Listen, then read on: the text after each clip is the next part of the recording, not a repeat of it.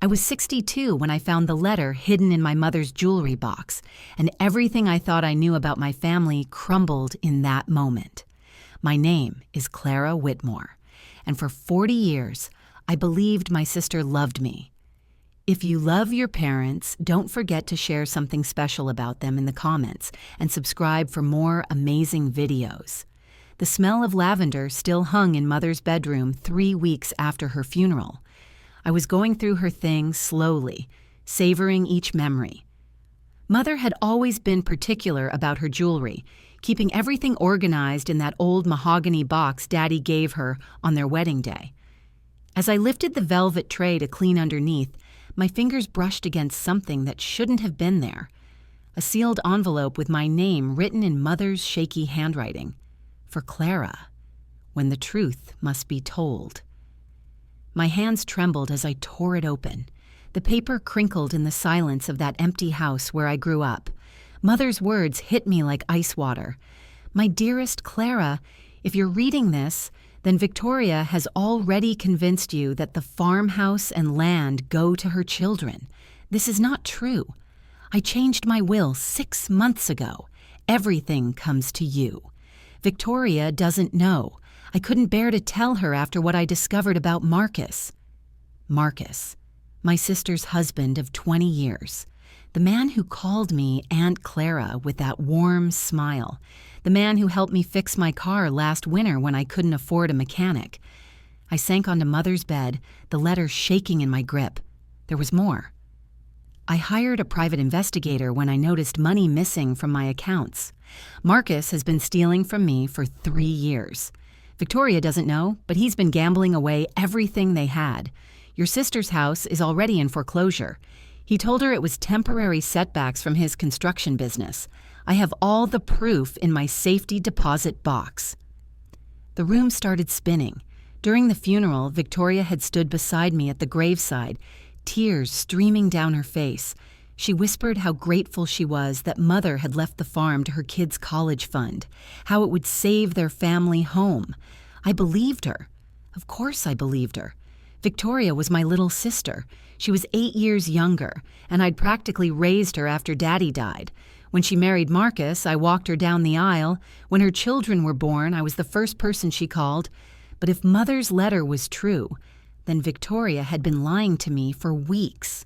My phone rang, making me jump. Victoria's name flashed on the screen. "Clara, honey, are you still at Mama's house?"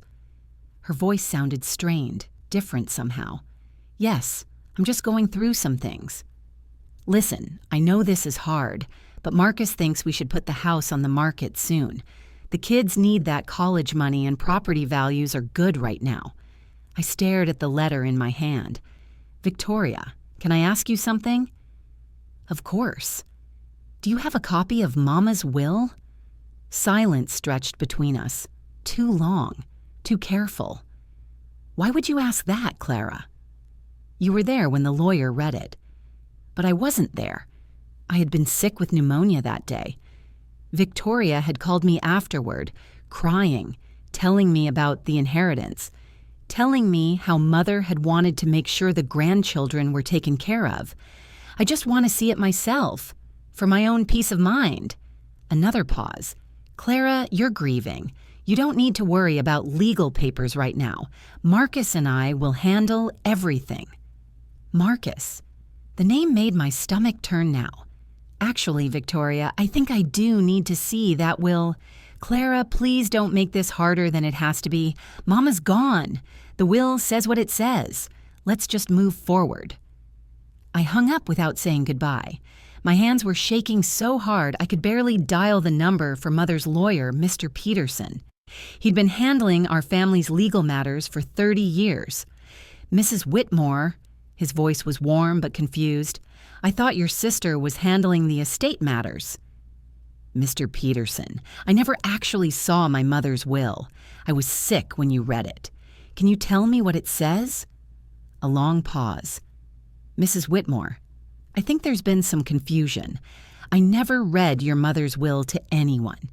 Your sister called and said the family would pick up copies when they were ready, but I haven't met with anyone yet." The phone slipped from my hand and clattered onto Mother's hardwood floor.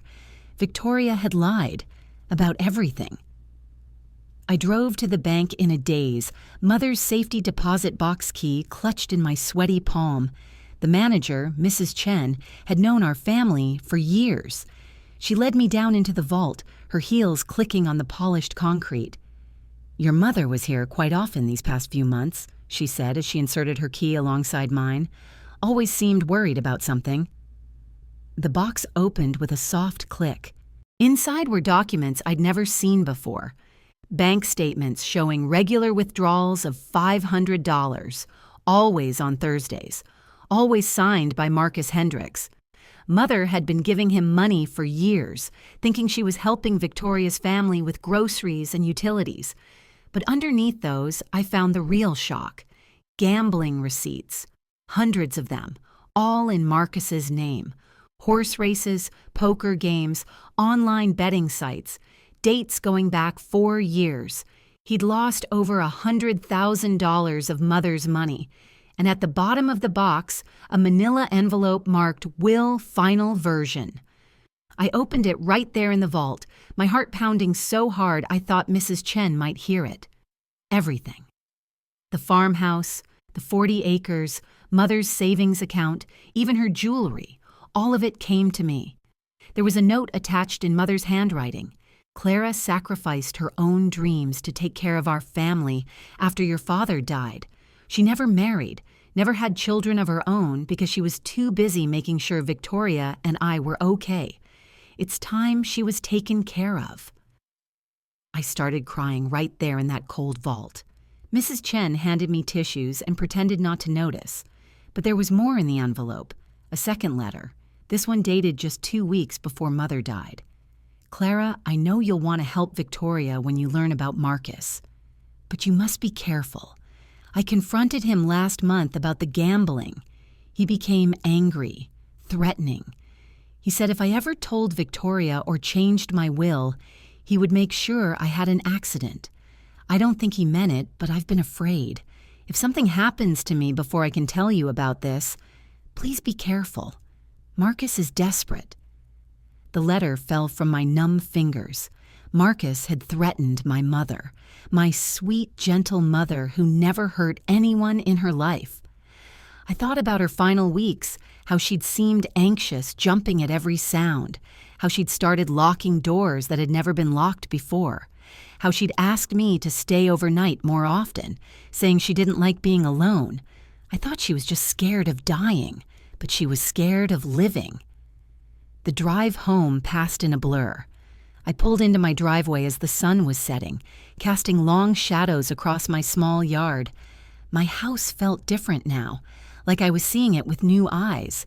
This little place that I'd bought with my teacher's salary, where I'd lived alone for 20 years while Victoria raised her family in that big house with the white picket fence. The house that was about to be foreclosed on because of Marcus's gambling. My phone buzzed with a text from Victoria. "Family dinner tomorrow night. We need to discuss Mama's affairs. Don't bring up the will thing again. It's upsetting the kids." I stared at that message for a long time. The kids.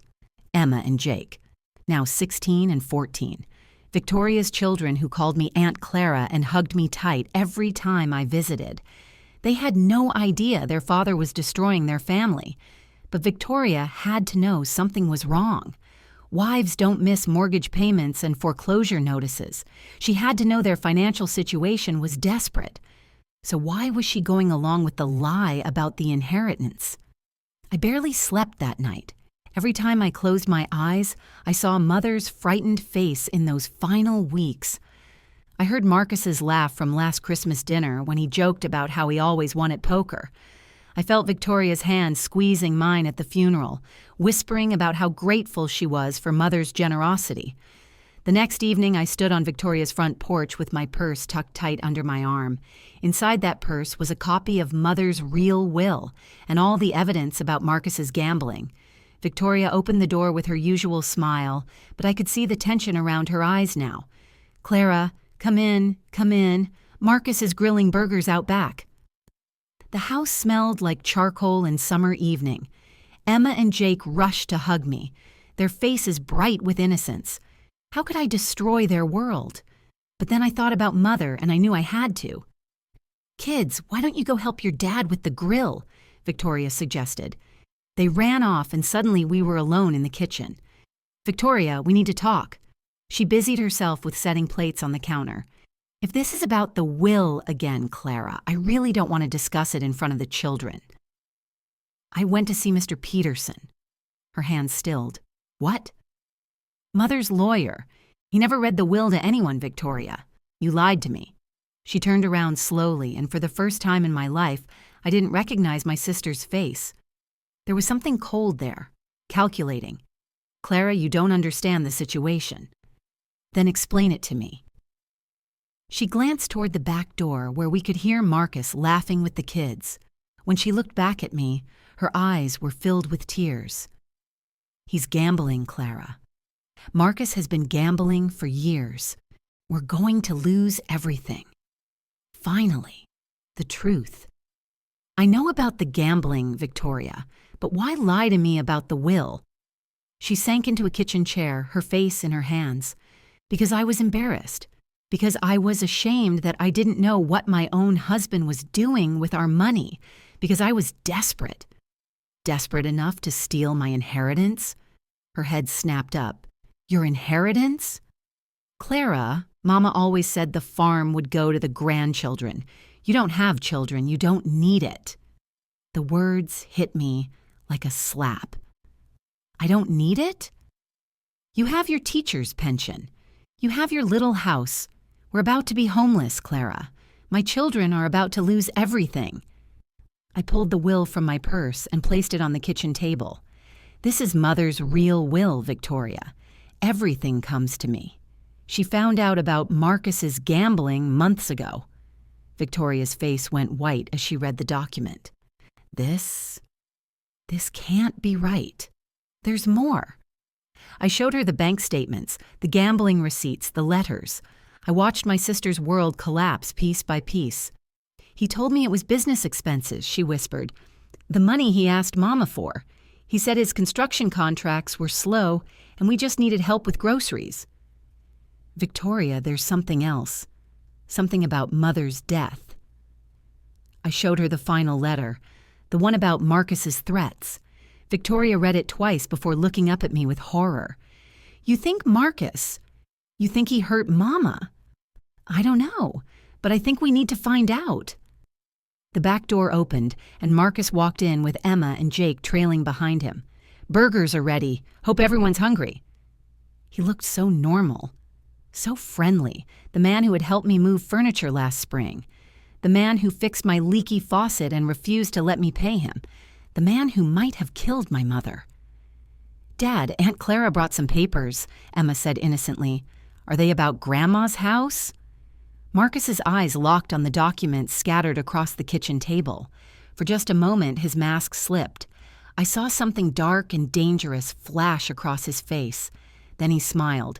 "Just family business, sweetheart. Why don't you and Jake go wash up for dinner?" The kids left, and the three of us stood there in silence.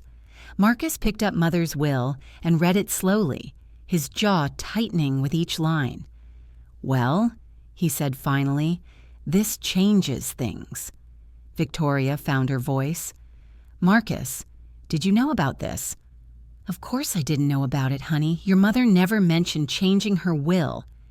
But I was watching his eyes, and I knew he was lying. "Marcus," I said carefully, "Mother wrote that she confronted you about the gambling, that you threatened her." He laughed, but there was no humor in it. "Clara, your mother was 91 years old. She was confused in those final months. Surely you noticed." "She wasn't confused, wasn't she? She called me at work 3 times in one day asking if I'd been in her house. She accused me of moving her furniture around. She thought someone was stealing her mail." Victoria looked between us, confusion and fear warring on her face. "Marcus, just tell us the truth, about the gambling, about the money, about everything." He sat down heavily at the table, suddenly looking older than his 47 years. "Fine. Yes, I've been gambling. Yes, I lost money, a lot of money. But I never threatened your mother, Victoria. I would never hurt her. Then why did she write that letter? Because she was scared and confused, and she was looking for someone to blame for her fear. I wanted to believe him. For Victoria's sake, for the children's sake. I wanted to believe that my brother-in-law wasn't capable of murder. But Mother hadn't been confused. She'd been sharp right up until the end. Sharp enough to change her will. Sharp enough to gather evidence. Sharp enough to protect me with her final letter. There's going to be an investigation, I said quietly. I'm taking these letters to the police tomorrow. Marcus's face went very still. Clara, think about what you're doing. Think about Victoria and the kids. Do you really want to put them through that kind of scrutiny? The publicity? I want to know what happened to my mother. Your mother had a heart attack. The doctor said so. The death certificate says so. Heart attacks can be induced, Marcus. The temperature in the room seemed to drop 10 degrees. Victoria stood up abruptly. Stop it. Both of you, just stop it. My mother is dead. My family is falling apart. And now you're both talking about murder, like it's some kind of TV show. She was right. But I couldn't let it go. Victoria, I'll make you a deal. I'll split the inheritance with you 50-50. The house, the land, everything. Your children will have their college fund and you can save your home. But I need to know the truth about what happened to Mother. Marcus's eyes narrowed. And if you don't like the truth you find, then we'll deal with that when we come to it. Victoria looked between us, torn. Clara, what if the investigation shows that Marcus didn't do anything wrong? What if Mama really did just have a natural heart attack? Then I'll apologize to him publicly and we'll never speak of it again. And if it shows something else? I met Marcus's stare across the table. Then justice will be served. He smiled, but it didn't reach his eyes. Fair enough, Clara. Let's find out the truth. But as I gathered up the papers and prepared to leave, I caught Marcus whispering something to Victoria. I couldn't make out the words, but I saw her face go pale. Whatever he said, it terrified her. And that's when I knew that my sister wasn't just a victim in this story, she was part of it. I drove home that night with my mind racing, every shadow seeming to hide threats I'd never noticed before. The streetlights cast eerie patterns across my windshield, and I found myself checking my rearview mirror more often than usual. When I pulled into my driveway, I sat in the car for several minutes, studying my house like I'd never seen it before. The small ranch-style home that had been my sanctuary for 20 years suddenly felt vulnerable. Every window looked like an invitation for someone to peer inside. Every bush could hide a person waiting in the darkness. I was being paranoid, I told myself. But Mother's letter about Marcus's threats kept echoing in my head. Inside, I made sure every door was locked and every curtain was drawn tight. I'd never been a fearful person, but tonight felt different. Tonight, I was carrying secrets that people might kill for. The phone rang at 11:30, making me jump so hard I nearly dropped my teacup. Clara? Victoria's voice was barely a whisper. Are you awake? Yes, I'm awake. Victoria, what's wrong? I need to tell you something, but not over the phone. Can you meet me somewhere? My heart started pounding. It's almost midnight, Victoria. I know, but this can't wait, and I can't say it at home. Marcus he's acting strange since you left. He keeps making phone calls and going outside to talk. Clara, I'm scared. 20 minutes later, I sat across from my sister in an all-night diner on the outskirts of town. The fluorescent lights made everything look harsh and unforgiving. Victoria's hands shook as she stirred sugar into coffee she wouldn't drink. Tell me what you know, I said gently. She looked around the empty diner, making sure we couldn't be overheard. 6 months ago, Mama called me crying. She said someone had been in her house while she was at her doctor's appointment. Things had been moved around and some of her jewelry was missing. I leaned forward. What did you do? I told Marcus. He said we should install security cameras, help her feel safer. He volunteered to set them up for free. Victoria's voice broke. Clara, what if he wasn't trying to protect her? What if he was trying to watch her? The coffee in my stomach turned to acid. What else, Victoria? 2 weeks before Mama died, she called me in the middle of the night. She was terrified, saying someone was outside her house trying to get in. I wanted to call the police, but Marcus said it would just embarrass her. He said he'd go check on her instead. And you let him go alone? Victoria nodded miserably. He came back an hour later and said Mama was fine, just having nightmares. He said she'd probably been sleepwalking and scared herself awake. But I remembered that night. Mother had called me too, around 3 a.m. Her voice had been so frightened, so real. I'd offered to come over, but she said Victoria was sending someone to check on her. She said she'd be okay. Victoria, Mama called me that same night. She wasn't confused or having nightmares. Someone really was trying to get into her house. My sister's face crumpled. Oh God, Clara, what have I done? I sent him there to help her, and instead what? What aren't you telling me? Victoria pulled a folded paper from her purse with trembling fingers. I found this in Marcus's truck tonight while he was on one of his mysterious phone calls. It's a receipt from a medical supply company, dated 3 days before Mama died. I unfolded the paper, my eyes scanning the itemized list. Syringes, potassium chloride solution, latex gloves, all purchased by Marcus Hendricks. Victoria, potassium chloride can cause heart attacks if injected. It's almost undetectable in an autopsy unless they're specifically looking for it. I know. She was crying now, silent tears streaming down her cheeks. I looked it up when I got home. Clara, I think my husband killed our mother. The words hung between us like a death sentence. I reached across the table and took her hand, feeling how cold and clammy her skin was. Why didn't you come to me sooner? Because I was terrified, and because... She pulled her hand away and rolled up her sleeves. Dark bruises circled both her wrists like bracelets. Because he told me what would happen if I ever betrayed him. I felt sick. Victoria, how long has he been hurting you? It started about a year ago when the gambling debts got really bad. At first, it was just grabbing me too hard when he was frustrated. Then it escalated. She pulled down the collar of her shirt slightly, revealing finger-shaped bruises on her neck. Last week, when I questioned him about some missing money, he choked me until I almost passed out. He said next time he wouldn't stop. We need to go to the police right now. No! Victoria grabbed my arm. Clara, you don't understand. He has photos. Photos of what? She looked around again, then leaned closer. About 5 years ago, I had an affair. It was stupid and it was brief, but Marcus found out. He hired someone to follow me and take pictures. Compromising pictures. He said if I ever left him or tried to take the kids, he'd make sure those photos were sent to everyone in town. My children would see them. My friends, my employer, everyone. The diner suddenly felt suffocating. Victoria, that's blackmail. That's illegal. Legal or not, it would destroy my children's lives. Emma's only 16, Clara. She's applying for colleges, trying to build a future. And Jake, he worships his father despite everything.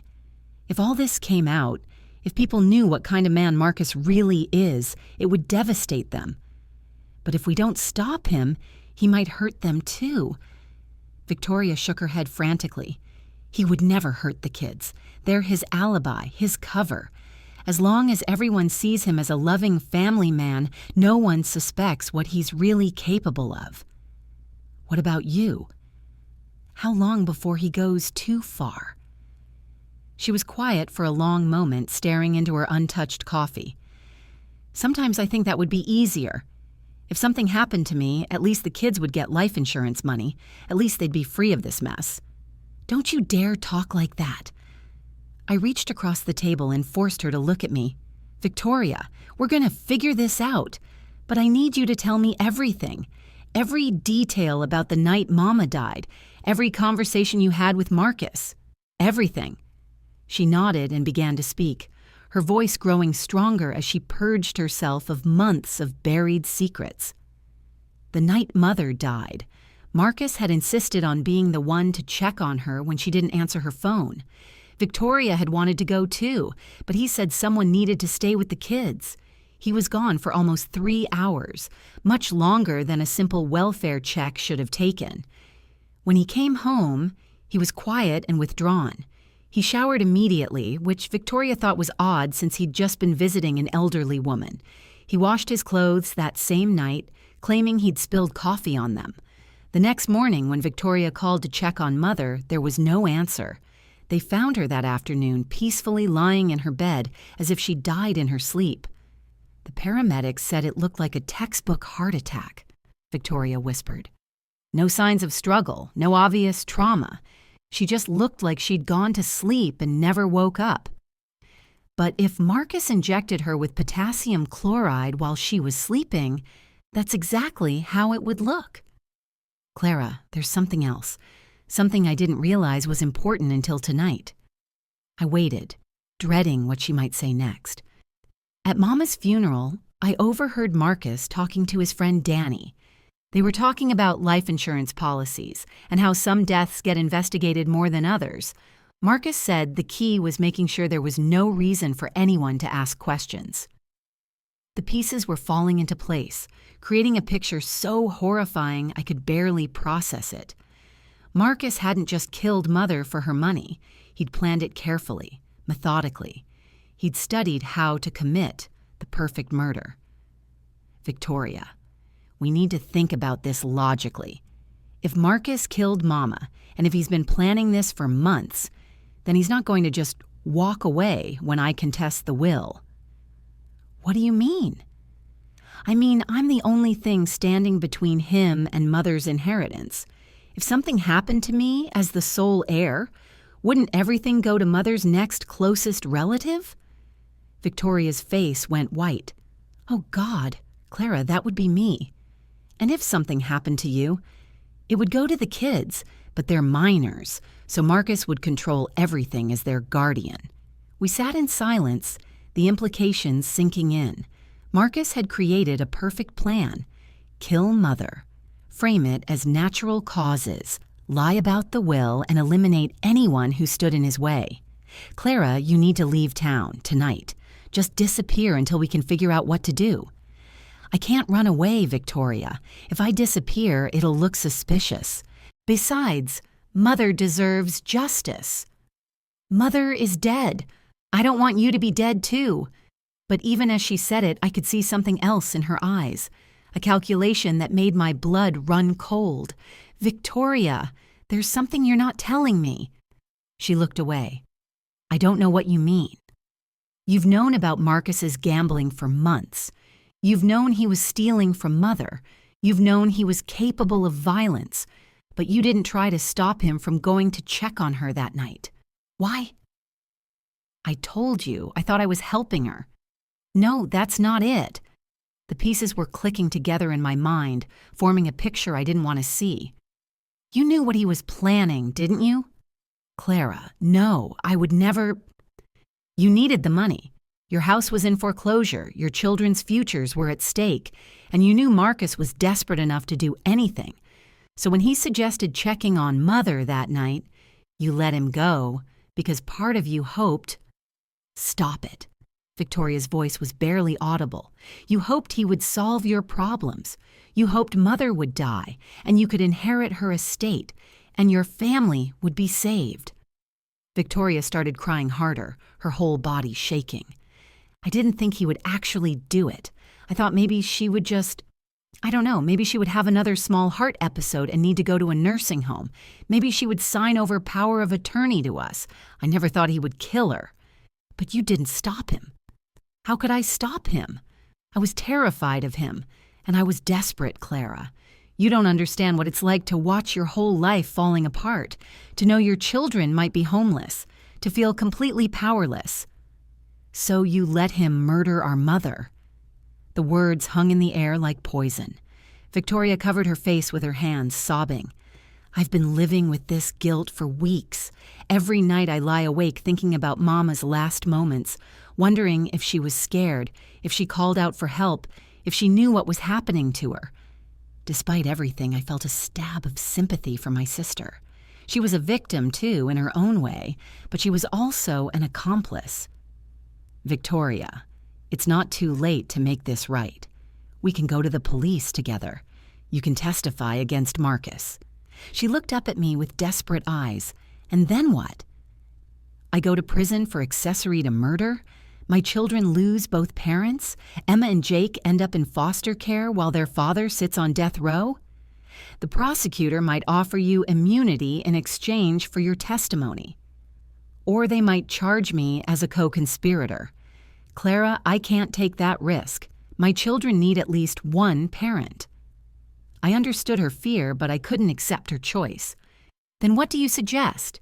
We just let Marcus get away with murder. I suggest you be very, very careful. Because if Marcus killed Mama to get his hands on her inheritance, and now you're standing in his way. She didn't need to finish the sentence. I was next on his list. There's something else I need to tell you, Victoria said, her voice dropping to barely a whisper. Tonight, after you left, Marcus made a phone call. I heard him say your name. He was asking about your schedule, your habits, whether you lived alone. My blood turned to ice. Who was he talking to? I don't know, but Clara, I think he's already planning something. You can't go home tonight. It's not safe. I looked around the diner, suddenly feeling exposed even in this public place. The elderly cook behind the counter, the lone trucker at the far booth, the waitress reading a magazine at the counter. Any of them could be watching us. Anyone could be reporting back to Marcus. Where can I go? Hotels keep records. Friends would ask questions. Victoria was quiet for a moment, thinking. There's the old cabin by Miller's Lake. Daddy used to take us fishing there when we were kids. It's been abandoned for years, but it still has running water and electricity. Marcus doesn't know about it. It was a 20-minute drive from town, isolated and forgotten. Perfect for hiding, but also perfect for an ambush. Victoria, if I go there, how do I know you won't tell Marcus where I am? The question hung between us like a blade. My sister looked at me with a mixture of hurt and understanding. Because despite everything I've done, despite all my mistakes and my cowardice, I love you, and I couldn't live with myself if something happened to you too. I wanted to believe her, but trust, once broken, is not easily repaired. Come with me, I said suddenly. Bring Emma and Jake and we'll all disappear together. We'll go to the police in another state, somewhere Marcus can't reach us. I can't do that to my children. They have school, friends, their whole lives here. They'll have their lives. Marcus won't. Victoria shook her head. Clara, you don't understand. If I run with the kids, Marcus will come after us. And he has connections. People who owe him money or favors. People who would help him track us down. What kind of connections? The kind of people you meet in underground poker games and illegal betting rings. Dangerous people, Clara. The kind who make problems disappear permanently. The diner felt smaller and smaller, like the walls were closing in. I was trapped in a web of lies and violence that stretched far beyond my small family drama. So what do I do? Just wait for him to kill me? I have an idea, but you're not going to like it. I stared at my sister across the table, her face illuminated by the harsh diner lights. Tell me. We make Marcus think he's won. We let him believe you're going to sign over the inheritance to me, and then we catch him confessing. That's insane, Victoria. He's not going to confess to murder just because I give up my legal claim. He might if he thinks you're suspicious but can't prove anything. People like Marcus, they get arrogant when they think they're in control. They like to gloat. I considered her words. There was a twisted logic to it, but it would mean putting myself directly in harm's way. Even if that worked, how would we record a confession, and who would believe us? Victoria reached into her purse and pulled out a small device I didn't recognize. It's a digital recorder. I bought it last week when I started getting scared of Marcus. I've been recording our conversations, trying to document his threats. You have recordings of him threatening you? Hours of them. Clara, he's not just violent, he's stupid about it. He thinks I'm too scared to ever use anything against him. I took the recorder, turning it over in my hands. It was smaller than a pack of gum, barely noticeable. This changes everything, Victoria. If you already have evidence of his threats, why haven't you gone to the police? Her face darkened. Because the threats aren't just against me. Last week, he described in detail what he would do to Emma if I ever betrayed him. He knows her schedule, her route to school, where she hangs out with friends. He's been watching her, Clara. Watching my baby girl. The recorder felt heavy in my palm, weighted with the knowledge of what it contained. Play me one of the recordings. Victoria hesitated. Clara, they're hard to listen to. I need to know what we're dealing with. She took the recorder back and scrolled through the files, finally selecting one dated 3 days ago. The sound quality was muffled, like it had been recorded from inside a pocket or purse. Marcus's voice came through clearly. You think you're so smart, don't you? Writing down my comings and goings like some kind of detective. But you're forgetting something important, Victoria. I know where your precious daughter walks to school every morning. I know she takes the shortcut through the park, the one with all those trees where no one would hear her scream. Victoria's voice, small and terrified. Marcus, please. I wasn't writing anything down. I was just making a grocery list. Don't lie to me. The sound of something crashing, possibly a chair being thrown. I saw you watching me, taking notes. You think I don't notice everything that happens in my own house. I'm sorry. Please don't hurt her. Whatever you think I did, take it out on me, not Emma. Oh, I will take it out on you. But first, I want you to understand something. That old bitch is dead, and there's nothing anyone can do about it. I made sure of that. And if you ever try to cause problems for me, your daughter will disappear. Do you understand me? The recording ended with the sound of Victoria sobbing. I sat in stunned silence. Marcus had all but confessed to murdering Mother, and he'd threatened to kidnap Emma. This wasn't just about money anymore. This was about a man who would destroy anyone who stood in his way. Victoria, this recording is evidence. It's enough to get him arrested. No, it's not. He never specifically says he killed Mama. He just says she's dead, and he made sure of it. A lawyer could argue he meant he made sure she was comfortable in her final days, or that he made sure she had proper medical care. She was right.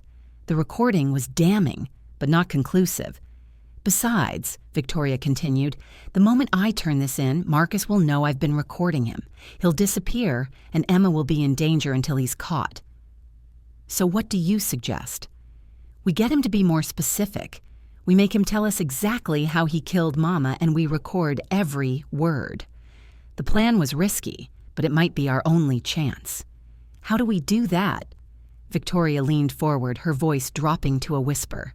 Tomorrow night is Emma's school play. Marcus always goes to support her, plays the devoted father. After the play, we tell him you've decided to sign over the inheritance. We suggest celebrating at Mama's house, just the 3 of us. Old time's sake. And then we let him drink. Marcus gets talkative when he's drunk, especially when he thinks he's won. We steer the conversation toward Mama, maybe mention how peaceful she looked when we found her. We make him think we're impressed by how cleverly he handled everything. That's assuming he doesn't just kill us both and make it look like an accident. Victoria shook her head. He won't do that. Not yet. He needs me alive to control the kids, and he needs the inheritance transfer to look legitimate. He'll want to savor his victory first. I wasn't convinced, but I was running out of options. What about Emma and Jake? Where will they be? Staying at their friend's house after the play. It's already arranged. Victoria, if this goes wrong, at least my children will be safe, and maybe, if we're lucky, they'll have justice for their grandmother. We agreed to meet the following evening, but as I prepared to leave the diner, Victoria grabbed my arm. "Clara, there's one more thing. Something I should have told you earlier." My heart sank. "What now?" "The night Mama died, Marcus came home with something that didn't belong to him. I found it in his coat pocket the next morning when I was doing laundry." She pulled a small velvet pouch from her purse and placed it on the table between us. I recognized it immediately. It was Mother's jewelry pouch, the one she kept her most precious pieces in. "Victoria, this is evidence. Why didn't you tell me about this before?" "Because I was scared. Because I thought if I pretended not to know, maybe it would all go away." I opened the pouch.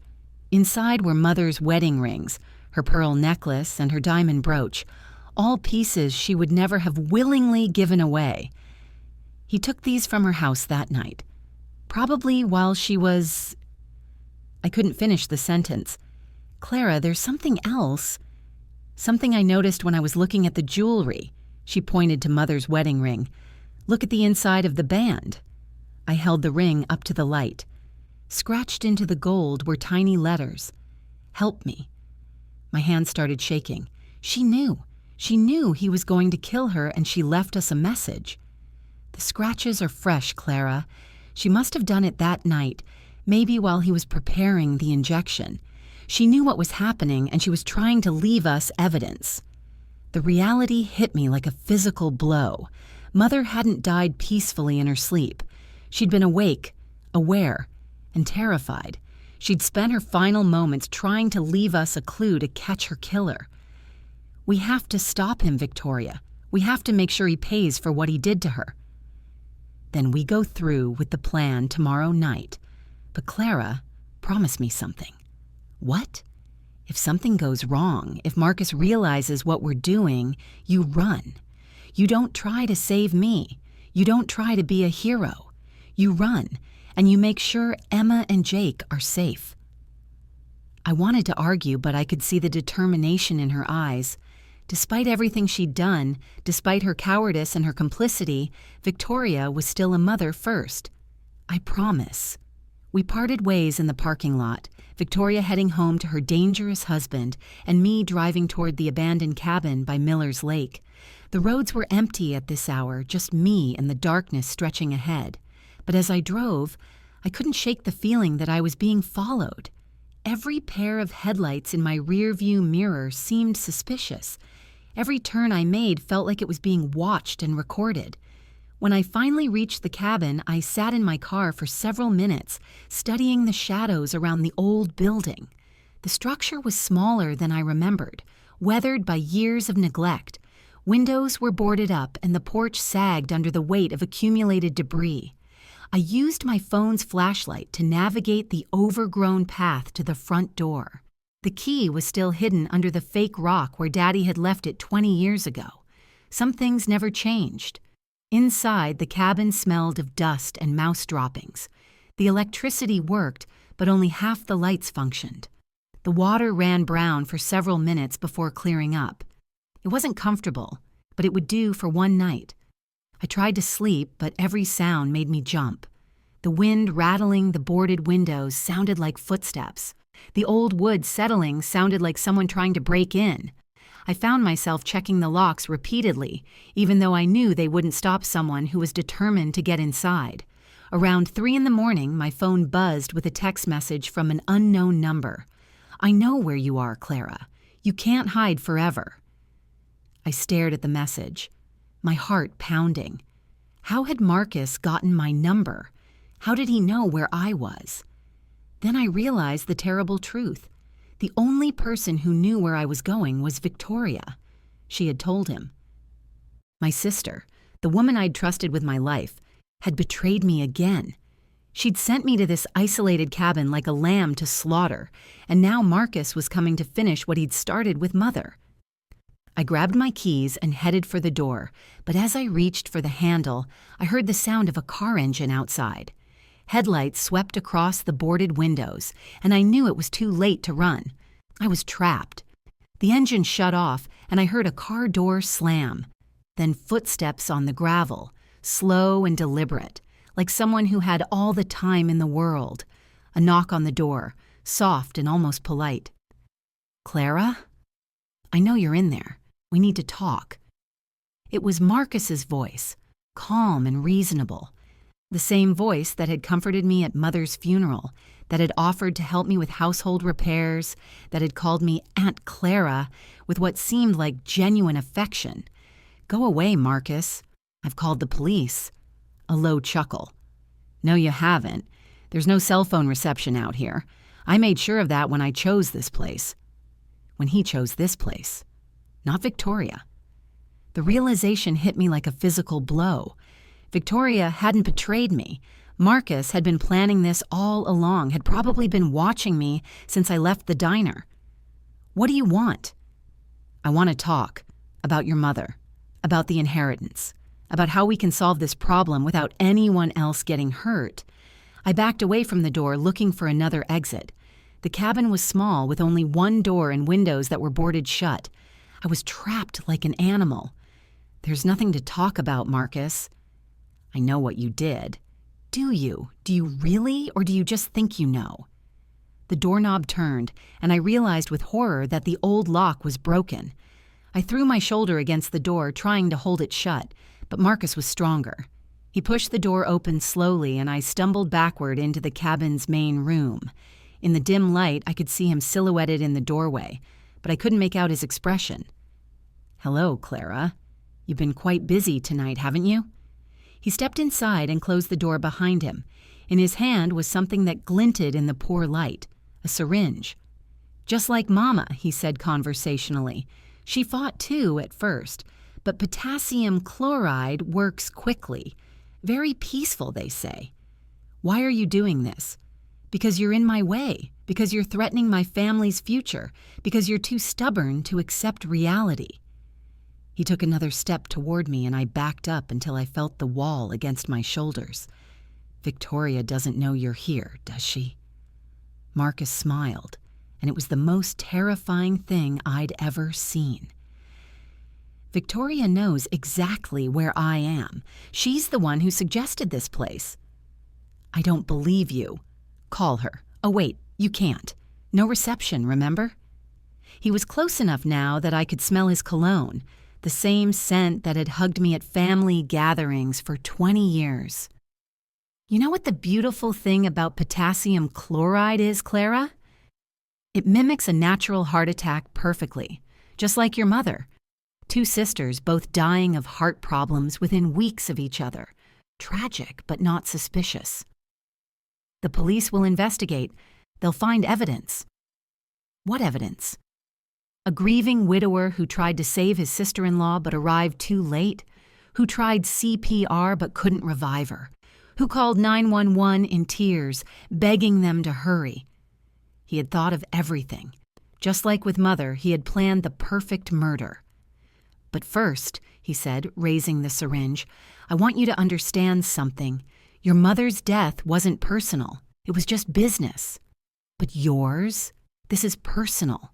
This is for making me jump through hoops, for questioning my integrity, for making Victoria doubt me. Victoria already doubts you. She knows what you are. Victoria knows what I want her to know. She's been playing the role of concerned sister beautifully, hasn't she? Leading you around by the nose, making you think she's on your side.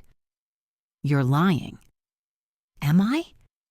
Think about it, Clara. Who suggested meeting at the diner? Who told you about this cabin? Who has been feeding you just enough information to keep you interested, but not enough to actually threaten me? The words hit me like ice water. Victoria had been controlling the entire conversation, guiding me toward the conclusions she wanted me to reach. She's been working with you all along. Not all along, but once she realized I wasn't going to prison for killing your mother, she decided to join the winning team. It's amazing what people will do to protect their children. What did you threaten her with? The same thing I'm going to do to you, except with Emma and Jake, I won't make it look like an accident. He lunged forward with the syringe, and I dodged to the side. The needle scraped against the wooden wall where my neck had been a second before.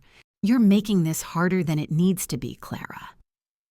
I grabbed a chair and threw it at him, but he deflected it easily. He was bigger than me, stronger, and he had the advantage of having planned this encounter. "Help!" I screamed, knowing it was useless but unable to stop myself. "Somebody help me!" "No one can hear you. We're miles from the nearest house. Scream all you want." He came at me again, and this time I couldn't dodge fast enough. His hand closed around my throat, and I felt the sharp prick of the needle entering my neck. But as the potassium chloride began to flow into my bloodstream, I heard something that made Marcus freeze. Sirens. Getting closer. What the hell? Marcus released me and went to the window, peering through a gap in the boards. Police cars were racing up the dirt road, their lights flashing red and blue in the darkness. "How did they find us?" Marcus demanded, turning back to me with rage in his eyes. I collapsed to the floor, my heart already beginning to skip from the drug, but I managed to smile. Because Victoria isn't the only one who can record conversations. I pulled my phone from my pocket, showing him the recording app that had been running since I'd entered the cabin. "And because this cabin does have cell phone reception, you were wrong about that." The sirens were getting louder, and I could hear car doors slamming outside. "You called them before I got here." "I called them from the diner, Marcus. I told them everything about the gambling, about the medical supplies, about Mother's jewelry. They've been tracking your phone, waiting for you to make a mistake." "You're lying." "Am I? Think about it, Marcus. Who suggested meeting at the diner? Who made sure you'd follow me here? Who has been leading you around by the nose, making you think you were in control?" The look of realization on his face was almost worth dying for. "Victoria," he whispered. "Victoria. She's been recording you for weeks, documenting every threat, every admission. She's been working with the police since the day after Mother's funeral." The door burst open and police officers flooded into the cabin, their weapons drawn. "Drop the syringe! Get on the ground now!" Marcus looked at me one last time, his face a mask of betrayal and rage. Then he dropped the syringe and raised his hands. As the paramedics worked on me, injecting me with something to counteract the potassium chloride, I saw Victoria standing in the doorway. She was crying, but her eyes were fierce with satisfaction. "I'm sorry I had to lie to you, Clara," she said as they loaded me into the ambulance. "But it was the only way to make him confess." "The recordings in the diner," I managed to whisper. "All fake. Well, mostly fake. I did record him threatening me, but I edited them to make it sound worse than it was. I needed you to believe I was as much a victim as you were." "Why?" "Because if you'd known I was working with the police, you would have acted differently. Marcus would have sensed something was wrong. He's very good at reading people." The ambulance doors closed, and as we raced toward the hospital, I realized that my sister had orchestrated the entire evening. She'd manipulated both Marcus and me, playing us against each other until Marcus was forced to reveal his true nature. "Victoria," I called out weakly. She leaned closer. "What is it?" "Mother's jewelry, the ring with the message." Victoria's expression changed. "Clara, I scratched that message myself. Mama never wrote 'help me' on her ring." "But why?" "Because I needed you to believe Marcus was capable of murder. I needed you angry enough to go through with the plan." As the drugs took effect and I began to lose consciousness, I had one final terrifying thought. If Victoria had lied about the ring, what else had she lied about? And if she was capable of manipulating both Marcus and me so completely, what did that make her?